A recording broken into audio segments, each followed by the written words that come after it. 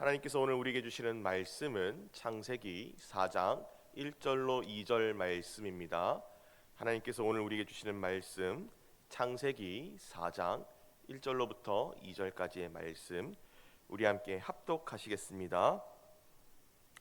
아담이 그의 아내 하와와 동침하매 하와가 임신하여 가인을 낳고 이르되 내가 여호와로 말미암아 등남하였다 하니라. 그가 또 가인의 아우 아벨을 낳았는데 아벨은 양치는 자였고 가인은 농사하는 자였더라. 아멘. 오늘 우리가 함께 나눌 말씀의 제목 가인, 아벨, 셋이라는 제목으로 함께 말씀 나누도록 하겠습니다. 어제 우리는 창세기 3장 15절의 말씀을 가지고 원시복음을 주신 하나님의 사랑에 대해서 말씀을 나누었습니다. 첫사람 아담은 뱀의 유혹에 넘어가 선과 악을 알게 하는 나무의 열매를 먹었고 또 사탄에게 동조하여 하나님께 대하여 반역자가 되었습니다. 그 순서로는 물론 먼저 하와가 먼저 그 열매를 먹고 남편 아담에게도 주어서 먹게 한 것이긴 합니다. 그러나 하와가 유혹당하던 그때 바로 옆에는 아담도 서 있었습니다. 결코 아담도 그 반역 행위에서 자유로울 수 없고 그가 아내를 제지하지 않은 것은 곧 그에게도 반역 의지가 있다는 것을 나타내 보여줍니다. 그러나 하나님께서는 첫사람 아담을 곧바로 멸망시키지 않으시고 한 약속을 주셨으니 그것이 바로 어제 우리가 함께 나눈 말씀 창세기 3장 15절 원시 복음인 것입니다. 물론 우리는 지금 이 창세기 3장 15절에 약속된 여자의 후손이 예수 그리스도이신 것을 알고 믿고 기다리고 있습니다. 그러나 언약을 들은 당사자였던 하와는 조금 다르게 여겼던 것 같습니다. 오늘 4장 말씀을 통해 하와는 하나님이 약속하신 그 여자의 후손 메시아 뱀의 머리를 상하게 하실 이가 속히 오시리라는 기대를 가지고 있었던 것으로 보이기 때문입니다. 하와는 아담과 동침하여 첫 아들을 낳고서는 이렇게 선언합니다. 내가 여호와로 말미암아 등남하였다. 그러고는 자기 아들의 이름을 얻었다라는 말에서 나오는 이름인 가인이라고 이름 붙여 주었습니다. 그런데 이렇게 우리말로 번역된 문장을 히브리어 원문으로 바라보게 된다면 이것이 상당히 언어 유희적인 문장이라는 것을 알게 됩니다. 그렇기 때문에 이 문장의 해석이 두 가지로 될 수 있다는 것을 볼 수 있습니다. 원래 기존의 성경의 문장과 같이 내가 여호와로 말미암아 등남하였다라고도 해석할 수 있지만 한편으로는 내가 한 사람 여호와를 얻었다라고도 해석할 수 있는 문장인 것입니다. 따라서 하와의 이 같은 발언은 우리에게 몇 가지를 생각할 수 있게 합니다. 첫째로는 하와가 하나님께서 약속하신 여자의 후손의 정체가 말 그대로 여자의 후손이면서 하나님이신 분이라는 것을 어렴풋하게나마 알고 있었다는 것을 우리에게 알려줍니다. 또 둘째로는 하와가 하나님이 약속하신 이 여자의 후손이 속히 오셔서 자신이 회복되기를 간절히 바라고 있었다는 것입니다. 심지어 이 마음이 얼마나 간절했던지 자신의 첫째 아들의 이름을 가인이라고 이름 붙일 정도로 간절했다는 것을 보여줍니다. 또 셋째로 이러한 그녀의 소망은 자신의 아들이 성장함에 따라 그가 메시아가 아니시라는 것을 알게 되고 나서 실망과 허무함으로 바뀌어갔다는 것입니다. 그런 그녀의 심정이 둘째 아들의 이름에 잘 드러나 있습니다. 하와는 자신의 둘째 아들의 이름을 그냥 아벨이라고 짓습니다. 가인을 얻었을 때 내가 여호와로 말미암아 등남하였다 이렇게 자신의 믿음을 고백한 것과는 다르게 그냥 너는 아벨이야 라고 얘기합니다. 그리고 이 아벨이라는 이름은 히브리 단어 헤벨에서 따온 것입니다. 헤벨 많이 들어본 단어 아닙니까? 전도서에 많이 등장하지요. 허무한 것을 의미합니다.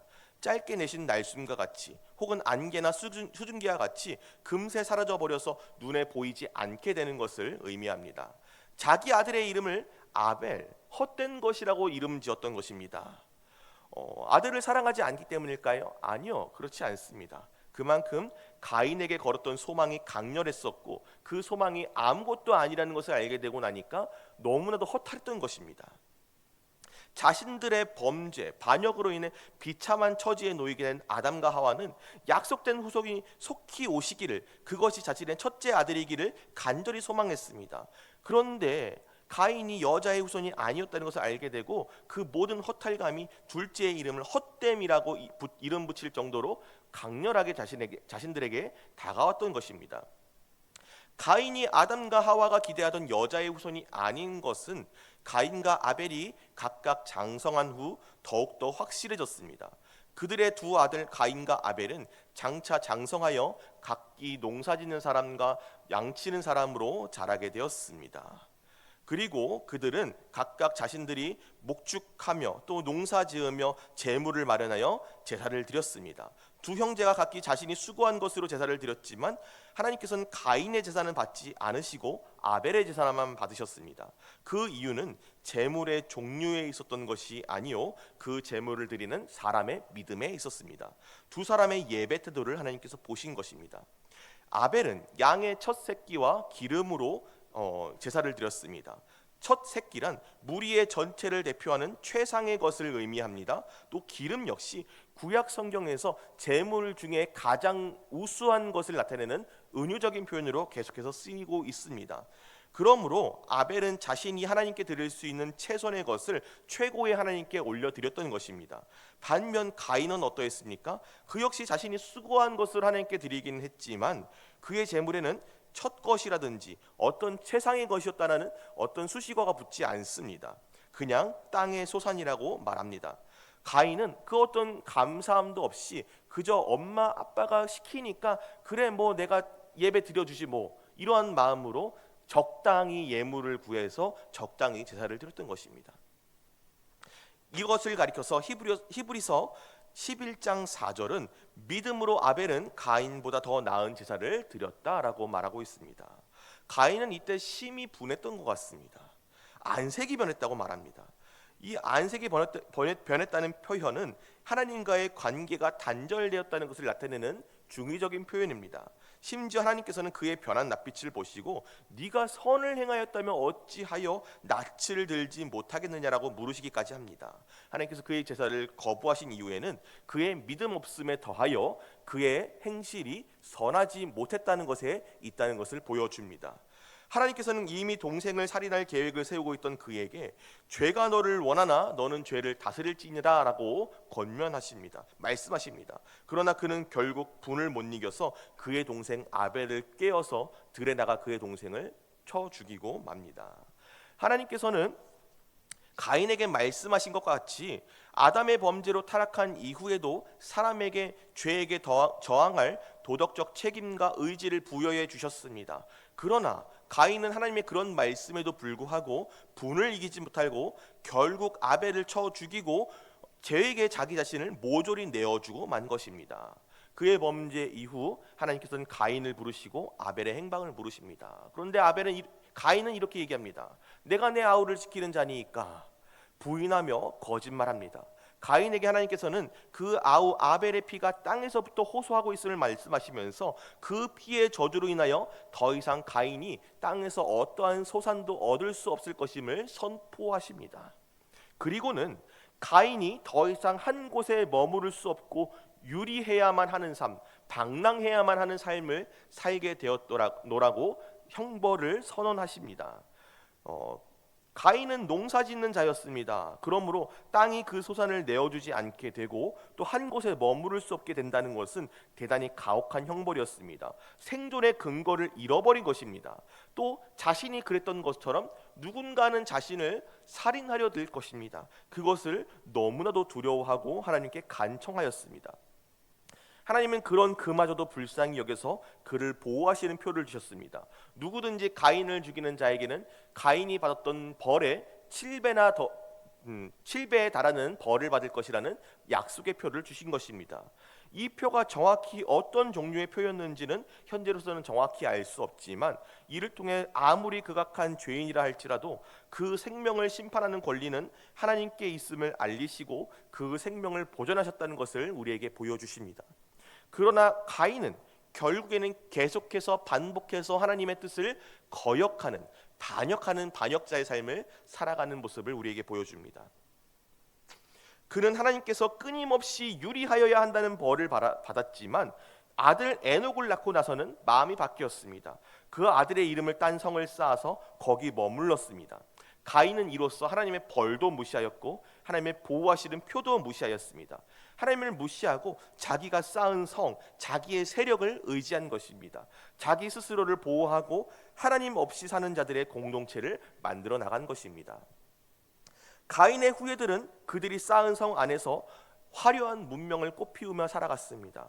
모든 가축을 치는 자의 조상이 된 야발, 모든 예술가 음악인의 조상이 된 유발, 또 구리와 쇠로 여러 기구를 만드는 자들의 조상이 된 두발 가인이 이와 같이 가인의 후손으로서 문명을 꽃피우며 살아갔던 것입니다. 화려한 진보를 이루었습니다.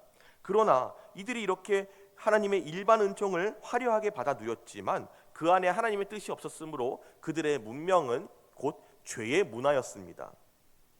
이것을 가장 잘 보여준 이가 가인의 7대 손인 라멕이었습니다. 라멕은 하나님이 정하신 일부일처의 질서를 깨고 처음으로 두 아내를 맞이한 사람이었습니다. 그리고 그는 특징이 있었습니다. 자신에게 작은 상처를 낸 젊은이를 잔인하게 자신이 살해하였노라고 자랑하는 노래를 지어 불렀다는 것입니다. 여기서 소년이라고 번역된 히브리어 단어는 아주 어린 아이나 젊은이 모두에 쓰이는 단어였습니다. 그러므로 라멕이 살해한 대상은 자신보다 터무니없이 연약하고 무력한 대상이었다는 것을 우리에게 명시적으로 나타내 보여주고 있습니다. 심지어 그는 가인을 위하여는 벌이 7배일진데 라멕을 위하여는 벌이 77배이리로다 라고 노래하였는데, 이는 하나님께서 가인을 위하여 주신 보호의 선언을 조롱하고 비웃는 행위였습니다. 자신의 행위를 살인을 정당화하고 영웅시하면서 죄를 당당하게 문화화시켰던 것입니다. 반면 죄로 저주받고 하나님에게서 영영 떠나버린 가인과 그 후손, 그리고 죽어버린 아벨을 대신해서 하나님께서는 아담과 하와에게 그들을 대신할 새로운 씨를 주셨습니다. 아담은 그의 세 아들의 이름을 셋이라고 하였는데 이는 세우다, 정하다는 뜻의 단어에서 따온 이름이었습니다. 그와 그의 아내는 비로소 그들이 성급하게 기대했던 가인 대신에, 그리고 그로 인하여 죽어버린 아벨 대신에 여자의 후손을 보내주실 씨로서 하나님이 정하신 자가 태어났다는 것을 알게 되었습니다. 이처럼 가인의 계보가 세상을 장악해 나갈 때 하나님께서는 진정 하나님의 구속의 대를 다시 세우셨음을 보여주셨습니다.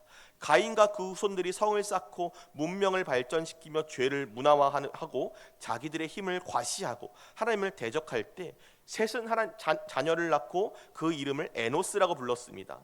에노스라는 이름은 인간 혹은 인류를 뜻하는데 그 어원이 되는 단어를 따라서 그 이면적인 의미로는 약하다, 깨지기 쉽다라는 의미가 담겨 있었습니다. 그러므로 가인의 후손들이 자신의 힘과 문명을 자랑할 때 셋의 후손들은 자신의 유한함과 연약함을 인정하며 그때에 비로소 여호와의 이름을 부르며 예배하는 모습을 보여주었다는 것입니다. 사랑하는 성도 여러분, 저는 오늘 말씀을 듣는 저와 여러분들의 마음에 하나님의 약속을 온전히 기다리는 마음을 가지시기를 소망합니다. 아담과 하와는 하루라도 빨리 하나님의 구원을 소망하는 마음으로 첫 아들에게 내가 한 사람 여호와를 얻었다는 의미로 가인이라 이름하였지만 그는 결국에 메시아가 아니었습니다. 도리어 살인죄를 저질렀고 그 후손들은 죄의 문화를 쌓아나가는 자들이 되었습니다.